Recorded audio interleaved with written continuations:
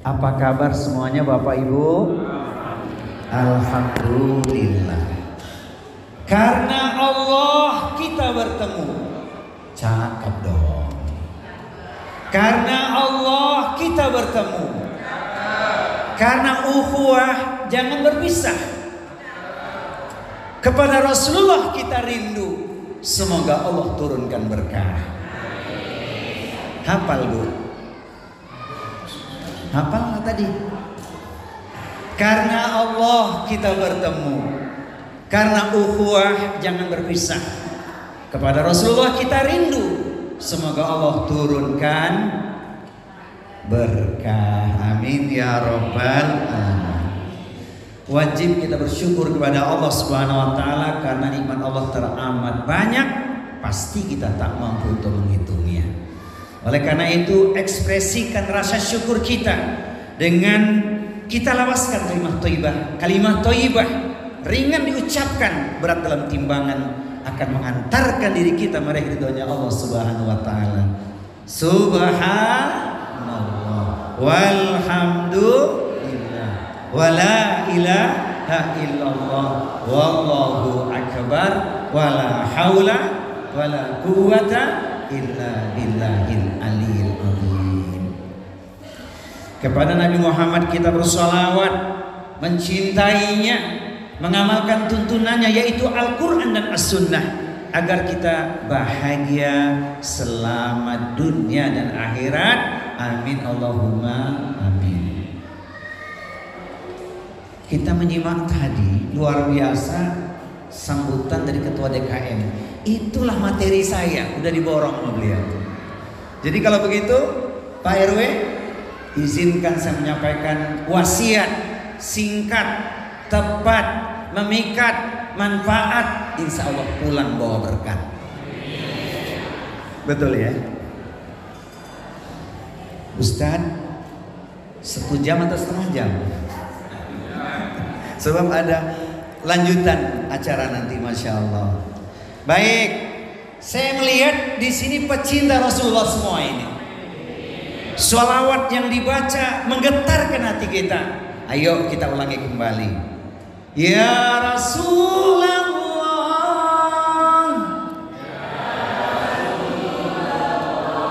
Kita ulangi yuk. Ya Rasulullah.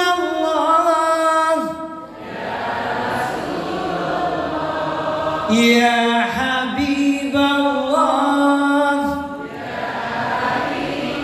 Sama-sama. Muhammad ibni Abdillah. Muhammad Muhammad Muhammad. Allahumma shalli wa sallim wa barik alaihi. Makin cinta kepada Rasulullah ibu-ibu. Iya. Apa sebabnya kita cinta pada Rasulullah? Setidaknya ada 5 alasan yang harus kita jadikan sebagai pendorong dalam kehidupan. Pertama, Rasulullah itu rahmatan lil alamin. Maka tidak ada yang lebih baik dari Rasulullah. Dan ayatnya dibaca begitu indah oleh qori kita. Wa ma arsalnaka illa rahmatan lil alamin. Mengapa rahmatan lil alamin? Karena Rasul menjamin semua umatnya pasti masuk surga. Asalkan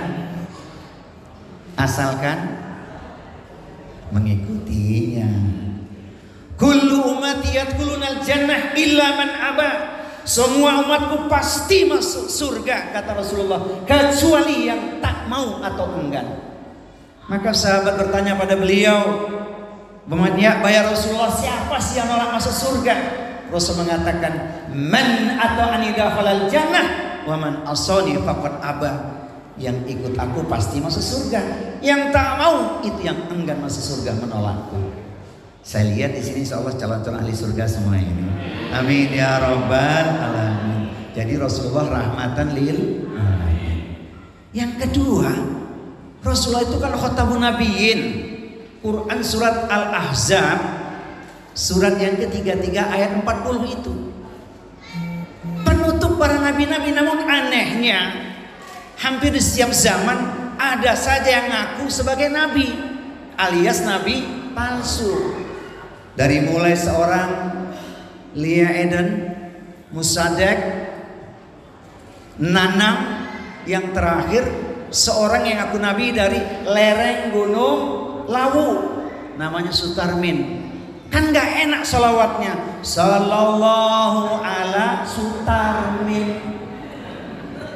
Enak gak didengarnya? Mestinya sallallahu ala, sallallahu ala, sallallahu ala, sallallahu alaihi wasallam. Begitu kan. Jadi yang kedua, Rasul Khatamun Nabiyin. Itulah sebab kita cinta kepada Rasulullah Muhammad sallallahu alaihi wasallam. Yang ketiga, tak syak lagi beliau adalah uswatun hasanah, suri teladan terbaik. Ayatnya pun telah dibaca, laqad kana lakum fi rasulillahi uswatun hasanah. Nggak ada contoh yang terbaik kecuali Rasulullah dalam segala aspek berkehidupan. Sebagai seorang rasul, pemimpin negara, kepala keluarga, bahkan sebagai orang biasa. Jadi idola kita mestinya Rasulullah sallallahu alaihi wasallam. Ini ringkasnya. Yang keempat, kita mencintai Rasulullah itu karena memang perintah Allah. Ayatnya Quran surat Ali Imran, surat yang ketiga, ayat di nomor 31. A'udzu billahi samiil alim minasy syaithanir rajim. Qul in kuntum tuhibbunallaha fattabi'uni yuhibbukumullah wa yaghfir lakum dzunubakum wallahu ghafurur rahim. Katakanlah, jika kalian betul-betul mencintai aku, kata Allah, buktikan, ekspresikan, ittibalah pada Rasulullah Muhammad sallallahu alaihi wasallam. Niscaya akan Allah berikan dua jaminan, dicintai Allah dan diampuni oleh Allah. Sejujurnya dalam hidup ini yang kita kejar ya cuma dua itu, dicintai Allah dan diampuni Allah. Kalau Allah sudah cinta kepada kita, maka Allah akan berikan naungan, perlindungan, pertolongan dan rahmat yang terbesar. Kalau kita sudah diampuni Allah, maka jaminannya surga. Itu yang menjadi tujuan akhir kita. Nanti kalau pengen masuk surga dengan siapa Bapak Ibu? Pengen masuk surganya sama siapa Bu? Sama siapa Bu? Jangan cuma sama suami. Kalau sama suami memang udah jelas tuh, seperti syair berikut ini. Menatap awan ke angkasa, sungguh tinggi tidak terkira. Menikah bukan sekedar cinta, namun ingin sehidup sesurga. Masih ada yang bilang sehidup semati. Emang siap sehidup semati? Kan takdirnya belum tentu sama. Bu, ingat syairnya tadi? Nanti selesai kita peringatan maulid, gandeng tangan suami ya waktu pulangnya. Katakan apa? Menatap awan ke angkasa, sungguh tinggi tidak terkira. Menikah bukan sekedar cinta, namun ingin sehidup. Kata siapa? Kata Allah itu, bukan kata Ustadz. Ustadz cuma menyampaikan. Mana ayatnya? A'udzu billahi samiil alim minasy syaithanir rajim. Jannatu adnin yadkhulunaha wa man salaha min abaihim wa azwajihim wa dzurriyyatihim wal malaikatu yadkhuluna alaihim min kulli bab salamun alaikum bima sabartum fanni'ma uqbad dar. Surga Aden yang masuk ke dalamnya bersama dengan orang-orang yang soleh adalah mereka orang tuanya, pasangan hidup suami istri dan anak keturunannya. Kita bermohon kepada Allah semoga orang tua kita semua ahlul jannah, amin. Pasangan hidup suami istri ahlul jannah, amin. Anak keturunan kita ahlul jannah, amin. Di setiap pintu surga itu malaikat mengucapkan kalimat yang menenteramkan jiwa, kalimat cinta. Selamat sejahtera atas kesabaranmu. Inilah akhir kesudahannya. Nikmat tak bertepi, engkau menjadi penduduk surga. Jadi masuk surganya dengan siapa Bapak Ibu? Orang-orang soleh, orang tua kita, pasangan hidup dan anak keturunan kita. Semoga kita pun semua hari ini termasuk di dalamnya. Amin ya rabbal alamin. Sebelum surga yang sebenarnya, hari ini kita sudah di surga nih. Majelis ilmu, alhamdulillah, saya hitung di sini ada 500 orang yang hadir ini. Termasuk yang di luar ya. Alhamdulillah. Masya Allah. Pak RW, jadi jangan bicara lagi tentang 12 Rabiul Awal. Cinta Rasul itu sepanjang usia kita. Jadi kapan sempatnya ya nggak apa-apa. Alhamdulillah. Sudah berapa Ibu? Sambil diingat ini. Sudah berapa nomor tadi saya sampaikan mengapa kita cinta Rasul? 1. Rasul rahmatan lil alamin. 2. Khatamun nabiyyin. 3. Uswatun hasanah. 4. Kita cinta Rasul karena perintah Allah. Dan puncaknya adalah kita ingin bersama Nabi. Anta ma'aman ahbabta. Engkau akan bersama dengan orang yang kau cintai. Siapa itu? Siapa dia? Rasulullah Muhammad sallallahu alaihi wasallam. Kalau namanya cinta bukan cuma sekedar ungkapan kata, tapi mesti dipahami figur Rasulullah itu bagaimana. Setidaknya 3 keutamaan Rasul yang menjadi spirit hidup kita. 1. Rasulullah itu ahli tauhid. Imannya tak bisa dinafikan. Rasul paling kuat imannya. Ketika orang-orang kafir Quraisy datang pada beliau memberikan penawaran, Muhammad, kami mau nyembah Tuhanmu, tapi sembah juga Tuhan kami. Apa yang kau minta pasti kami beri. Apa jawaban Rasul? Seandainya kalian mampu memberikan kepadaku bulan dan matahari, niscaya dakwah ini tidak akan aku tinggalkan sekalipun aku hancur binasa. Ini ngomongin urusan tauhid luar biasa ini. Dan kita selamat dengan tauhid itu. Akrab kita lafaznya afdhalul dzikri fa'lam annahu la ilaha illallah. Makin kuat tauhid kita saat kita renungkan dengan penghayatan Quran surat Toha, surat yang ke-20 ayat 14. Innani anallah la ilaha illa ana fa'budni. Allah menyebutkan, akulah Rabb Tuhan kalian, sembahlah aku, kata Allah. Ini ngomongin tauhid, saya mau kasih sedikit intermezzo. Bener nggak tauhid kita ini sudah kuat? Kadang-kadang tidak bisa menerima kenyataan. Padahal Rasul sudah menyampaikan tuh, hidup ini perjalanan yang pasti 4 perkara. Hadis Tirmidzi. Khalaqallahu kulla syai'in fakataba hayataha wa mautaha wa musibataha wa rizqaha. Bahwa segala sesuatu yang telah Allah ciptakan dituliskan 4 perkara. Pertama hidupnya. Kedua apa Bu? Ada hidup, ada mati, berarti kematiannya. Yang ketiga musibahnya. Yang keempat rizkinya. Itu ada syairnya. Yang hafal tunjuk tangan, umroh gratis bareng saya. Hidup sedang kita jalani, mati yang sesungguhnya belumlah terjadi. Musibah sudah datang silih berganti, seolah tiada henti. Namun rizki datang setiap hari, bahkan sampai saat ini. Ulangi, umroh gratis. Kalau bapak-bapak hafal kayaknya ya. Hafal Pak. Ini serius, intermezzo tapi dalam ini maknanya.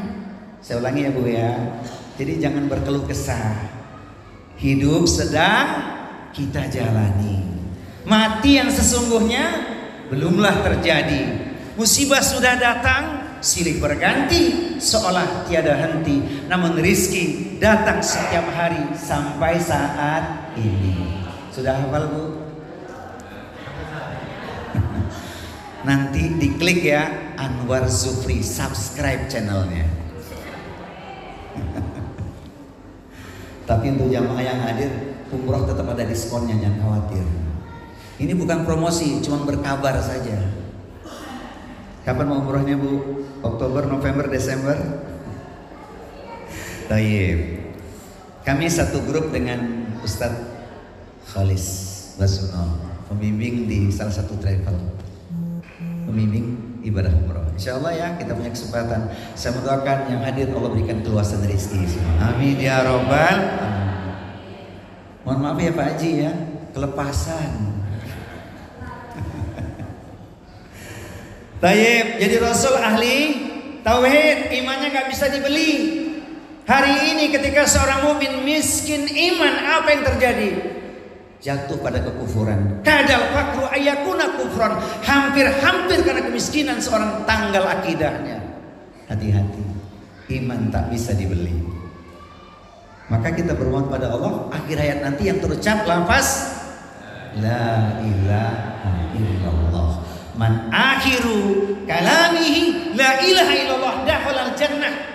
Siapa orangnya yang akhir ucapannya lafaz la ilaha illallah, masuk surga dengan sebab khalisan min qalbi, tulus dari hati yang paling dalam.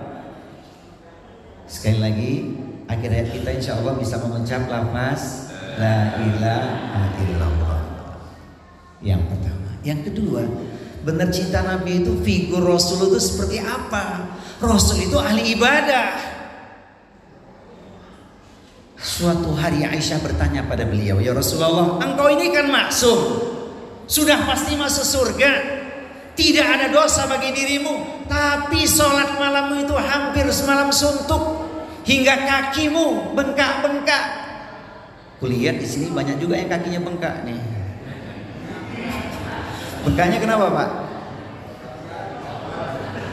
Bengkaknya karena dua sebab, kesleo dan asam urat. Tapi yang bengkak bukan cuma kakinya, matanya juga bengkak. Kenapa bengkak? Terlalu banyak tidur. Nah Rasul itu ya, sholat malamnya hampir semalam suntuk. Bagi kita sederhana saja. Contohlah Nabi. Kalau Nabi itu tahajudnya hampir semalam suntuk, kita cukup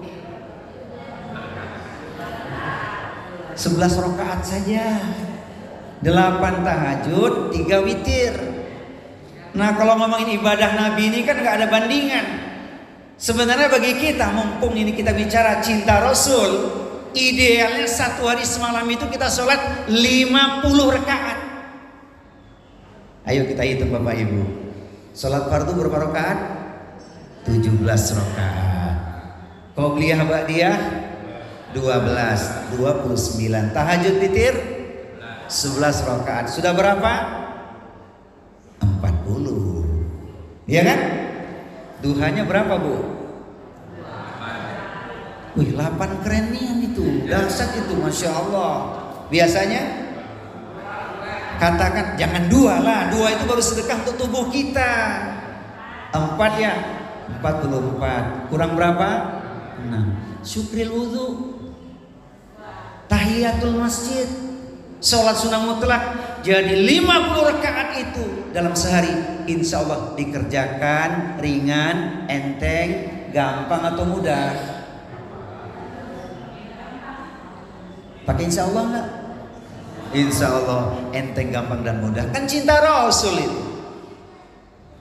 Rasul dijamin surga tapi ibadahnya luar biasa. Maka Rasul ahli ibadah. Yang ketiga, Rasul itu ahli akhlak. Akhlaknya paling baik, nggak ada bandingan. Wa innaka la'ala khuluqin azim. Quran surat Al-Qalam surat 68 ayat yang keempat itu. Akhlak Nabi luar biasa. Mumpung kita ketemu, perhatikan wahai para suami. ringankanlah beban istrimu itu. Kalau sedang tidak bekerja, tidak mengapa membantu istri, nyuci, ngepel, sawang-sawang di atas rumah, apa namanya itu? Bersihin laba-laba itu. Apalagi Pak? Itu nggak apa-apa kalau sedang tidak ada pekerjaan, boleh. Cuman masalahnya tugas istri itu kewajiban dua. Satu taat pada Allah, dua taat pada suami. Jadi kalau suami mau nyuruh nyuci, nyetrika, gosok, ngepel, lakukan saja.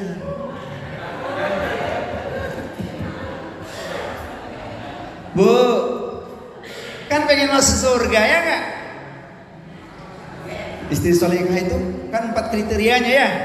Idza sholatil mar'atu khamsaha wa shamat syahraha wa hafidat farjaha wa ata'at zawjaha kilalah udkhilil jannah min ail ababi jannati syi'ti.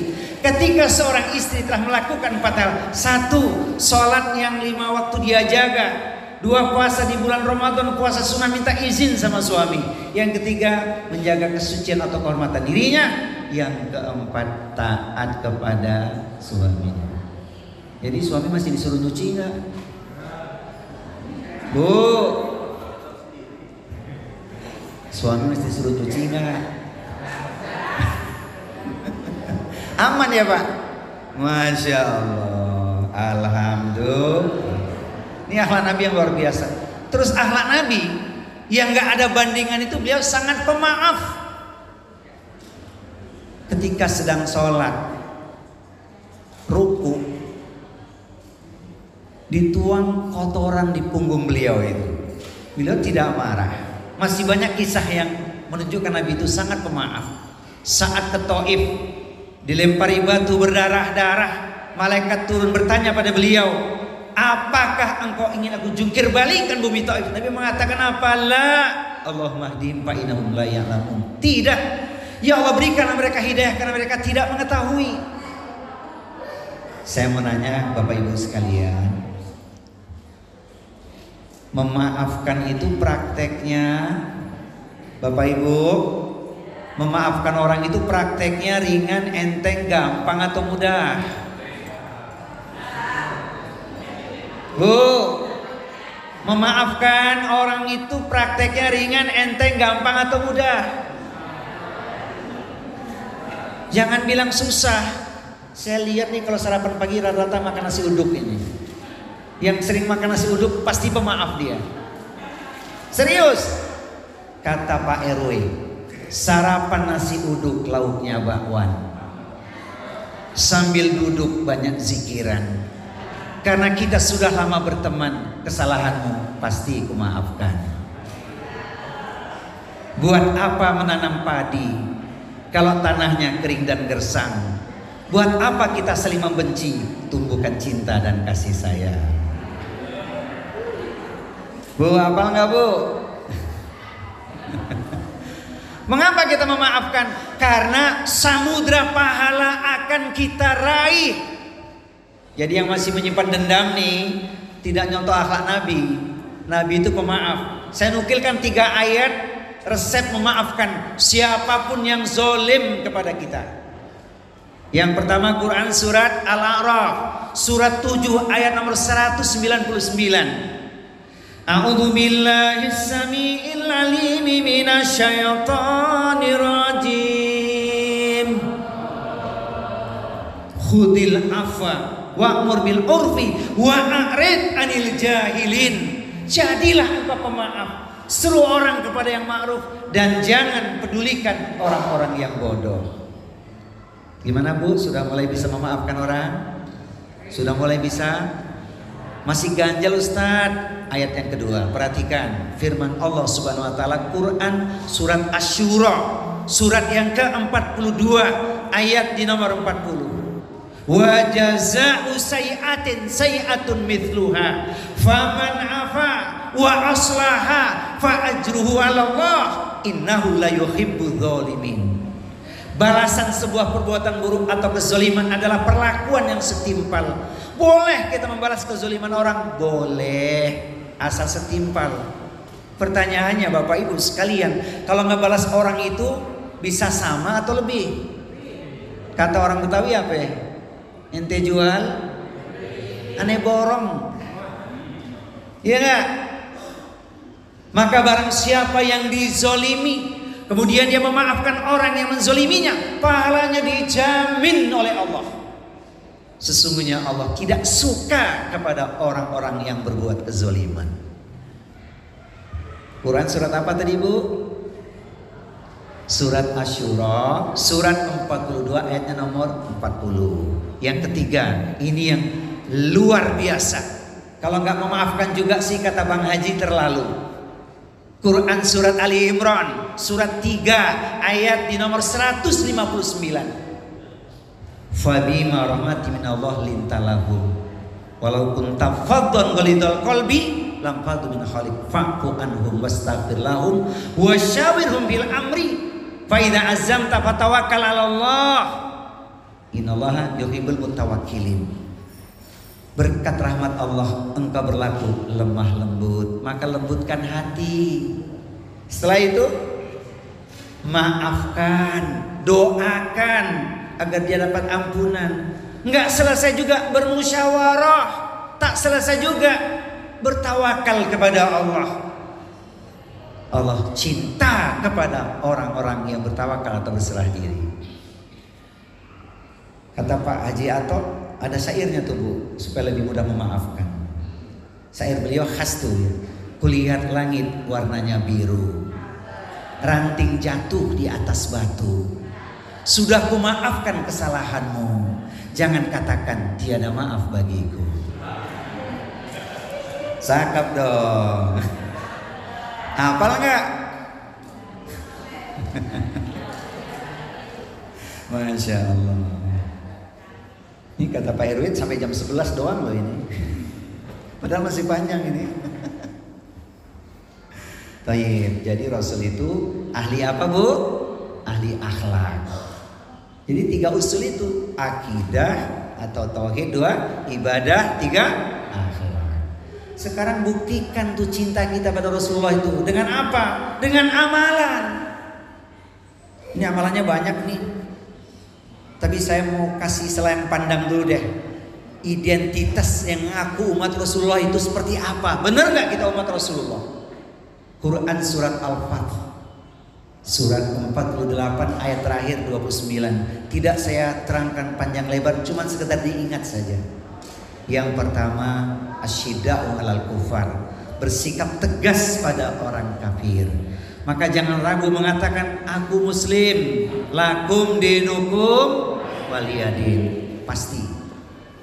Yang kedua, ruhama'u bainahum, tumbuhnya rasa kasih sayang kepada sesama mukmin, saudara kita. Kenapa? Mukmin itu memang bersaudara.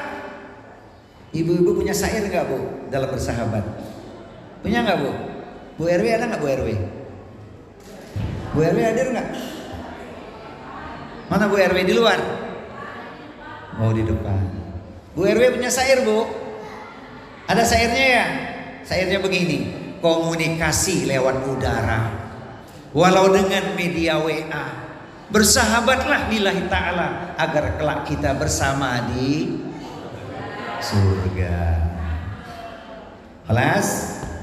Yang ketiga, tarahum ruk'an sujada. Engkau lihat mereka ruku dan sujud hanya menghambakan diri kepada Allah. Karena ruku dan sujud hanya untuk Allah, bukan untuk siapapun. Yang keempat, ya betaghuna fadlan minallahi wa ridwana.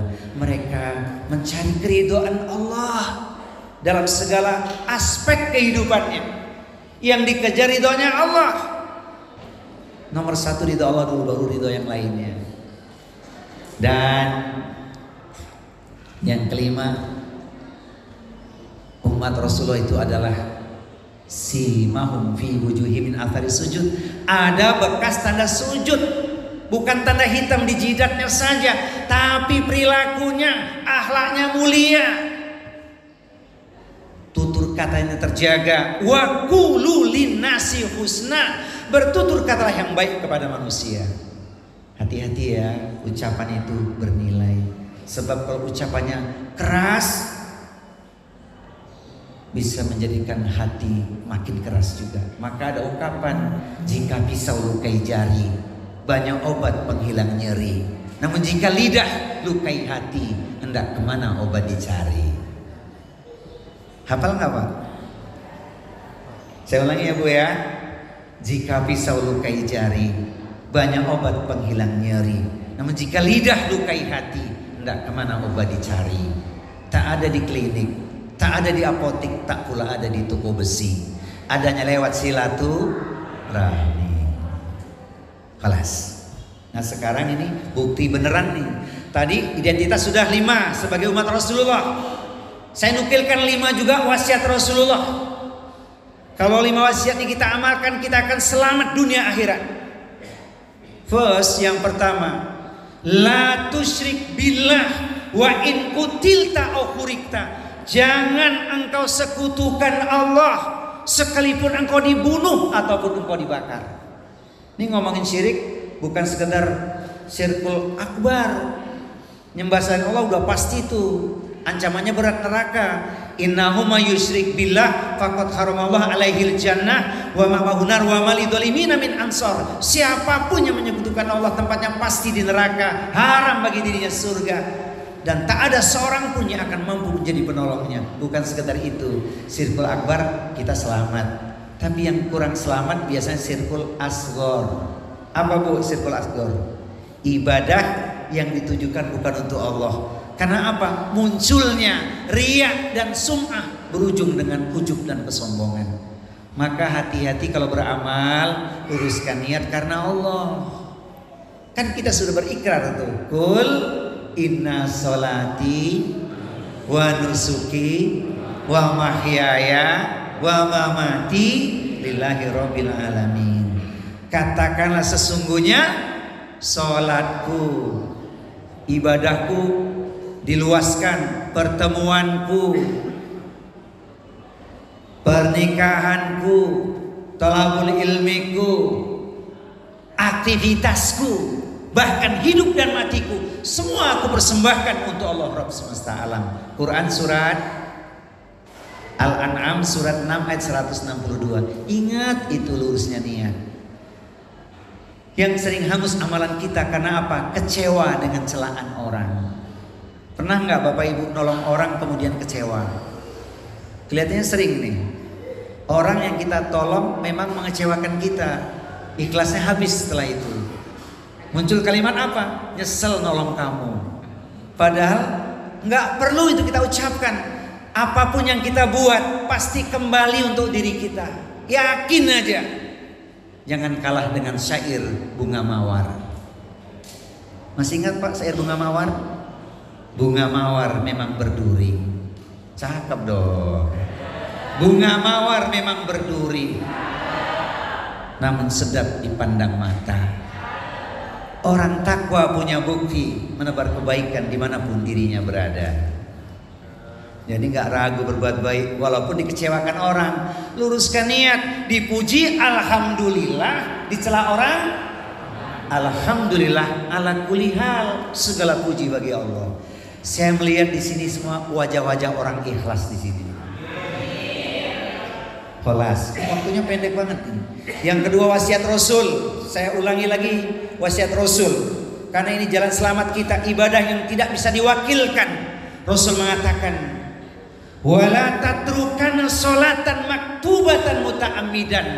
Jangan kau tinggalkan sholat wajib 5 waktu dengan sengaja. Kenapa? Fa inna man taraka sholatan maktubatan muta'ammidan faqad buri'at min hudhimatullah. Siapa yang meninggalkan sholat wajib 5 waktu dengan sengaja, dia tidak akan mendapat jaminan atau perlindungan dari Allah. Tuh. Nabi ketika ditanya Aisyah tadi jawabannya apa tuh tentang sholat? Afala akuna abdan syakura. Apakah aku tak boleh menjadi hamba yang bersyukur? Jadi sholat itu ekspresi syukur kita. Kalau bapak-bapak ini kompak dengan saya mau ngetes ibu-ibu benar-benar bersyukur nggak? Bangun tidurku terus. Ah itu kurang bersyukur itu. Bangun tidurku terus berdoa. Apa lanjutannya? Bangun tidurku terus berdoa. Di kamar mandi jangan lama-lama. Sholat tahajud janganlah lupa 100 kali istighfarnya. Hafal nggak Bu? Bawa pulang ini, terapkan dalam kehidupan sehari-hari. Yuk supaya asik yuk. Bangun tidurku terus di kamar mandi, sholat tahajud 100 kali supaya lebih masuk ke otak kita. Bangun tidurku terus di kamar mandi, sholat tahajud 100 kali istighfarnya. Ulangi yuk. Bangun tidurku terus di kamar mandi, sholat tahajud 100 kali. Tepuk tangan anak-anak. Itu bukti syukur tuh. Maka sholat jangan ditinggalkan. Saya ingat hadis romantis dari Rasulullah. Kalau ini diamalkan, rumah tangganya dijamin bahagia. Rasul mengatakan, rahimallahu ala rajulin qama minal laili fasalla thumma istayqadha zaujatahu fa in abad nadhal ma'al wajhiha. Allah merahmati seorang suami yang bangun malam kemudian dia bangunkan istrinya untuk sholat malam bersamanya. Kalau tak mau bangun, dipercikkan air di wajah istrinya. Ibu-ibu jangan khawatir, hadis ini juga berlaku bagi ibu-ibu. Wa rahimallahu ala imra'atin qamat minal laili fassallat summa istayqadat zaujaha fa in aba nadhal ma'ala wajhihi. Allah juga merahmati seorang istri yang bangun malam kemudian dia bangunkan suaminya untuk salat malam bersamanya. Kalau tak mau bangun, percikan air di wajah suami. Bu, percikin ya, bukan guyurin ya. Hadis sahih riwayat Ahmad itu. Ini ngomong-ngomong udah diamalin belum nih Bapak Ibu ini? Udah belum Pak? Yang sering istri yang ngebangunin ya. Masya Allah. Kelihatan wajah-wajah ahli tahajud di sini ini. Amin ya.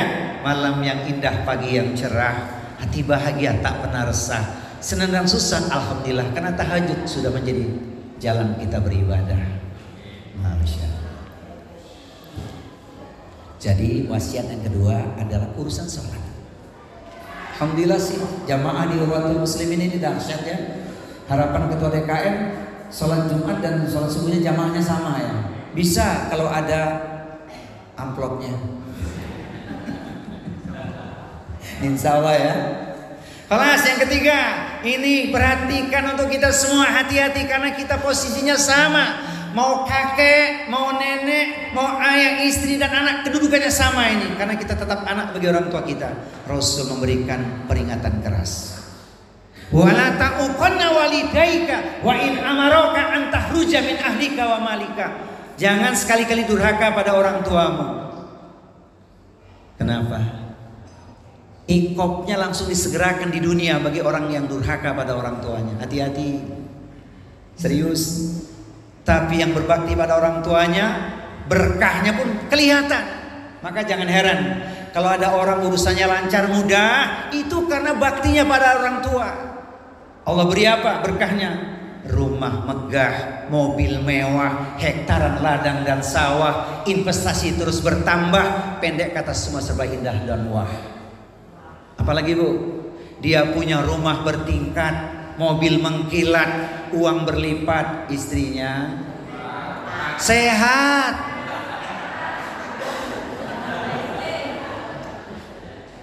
Pak RW sehat. Tuh yang bilang 4 tuh pertanyaannya sederhana, emang masih kuat? Punya apa Bu? Rumah bertingkat, mobil mengkilat, uang berlipat, istrinya sehat, diperintah taat, tidak melalaikan sholat, senyumnya memikat, ya, masakannya lezat, plus servisnya hebat. Pelayanan pada suami, mendoakan suami, masya Allah. Bu, karena apa? Bakti pada orang tua. Jadi kita tetap anak bagi orang tua kita.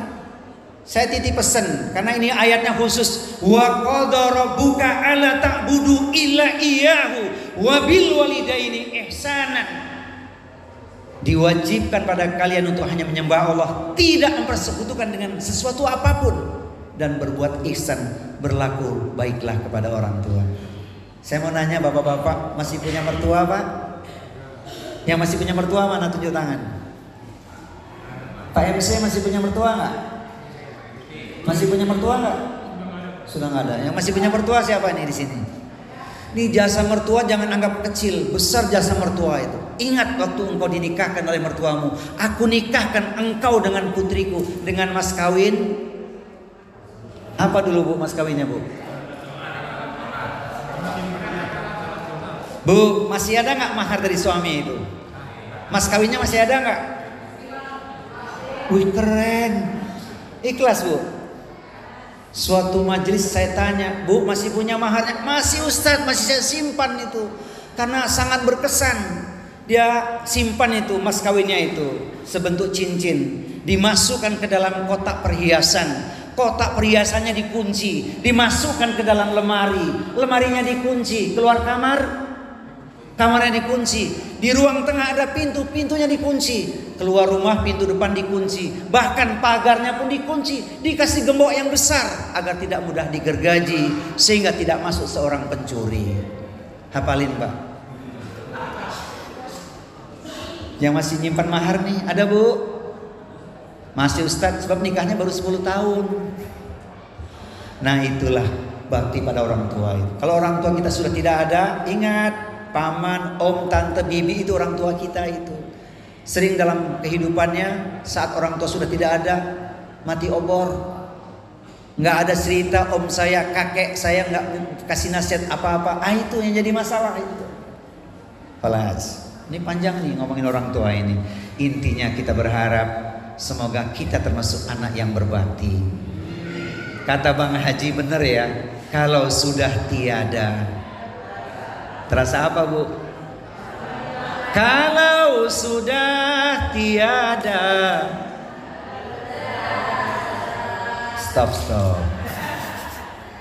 Kelas yang keempat. Ini 5 saja wasiat Nabi saya sampaikan di kesempatan kali ini. Yang keempat, wala tasyrabana khamran fa innahu ra'sun kulli fahisyah. Jangan kau minum minuman keras. Ini fitnah zaman hari ini. Perhatikan anak-anak kita sebagai generasi robbani, penerus perjuangan kita, jangan sampai terlibat dengan miras. Minuman keras. Hafal penggemar Bang Haji Roma ini, Masya Allah. Iya, hati-hati. Sebab kalau orang sudah mabuk, serius nih, kalau sudah mabuk apa yang terjadi? Maksiat yang lain akan dia lakukan itu. Ngeri. Mabuk bisa membunuh, berzina dan seterusnya. Naudzubillah min dzalik. Jauhi minuman keras. Ada yang bertanya, Ustadz, itu kan kalau segelas. Tapi kalau seseloki nggak mabuk, bikin sehat katanya. Alhamdulillah. Caranya minum gimana Bu? Baca bismillah. Kemudian tangan kanan ya, tangan kanan jangan tangan kiri. Kita sering lihat tuh orang-orang olahraga minumnya pakai tangan kiri sambil berdiri lagi. Setan makan minum tuh pakai tangan kiri. Jadi yang suka makan minum pakai tangan kiri adalah sohibnya. Alhamdulillah. Terakhir ya, yang terakhir yang kelima di kesempatan kali ini, wasiat Rasul itu menggetarkan hati kita. Iyyakum wal maksiyata fa inna bil maksiyati halasutullah. Jauhi olehmu berbuat maksiat, karena Allah akan turun dengan kemurkaannya. Jadi kalau tidak ingin maksiat, gimana caranya? Caranya mudah. Renungkan ayat yang satu ini, diterapkan dalam kehidupan, nggak jadi bermaksiat. Quran surat Al-Anfal. Surat apa Bu? Surat yang ke-8 ayat 25. Kalau ini direnungkan, dihayati, nggak akan bermaksiat. Sebab khawatir dia. A'udzu billahi samiil alim minasyaitonir rajim. Wattaqu fitnatan la tusibanna alladzina dzalamu minkum khassah wa'lamu annallaha syadidul iqab. Dan takutlah kalian, waspadalah kalian ketika musibah ditimpakan tidak hanya pada pelakunya saja, namun menimpa secara keseluruhan. Kalau seorang suami bermaksiat, yang dibawa nama siapa, Bu? Itu suami siapa?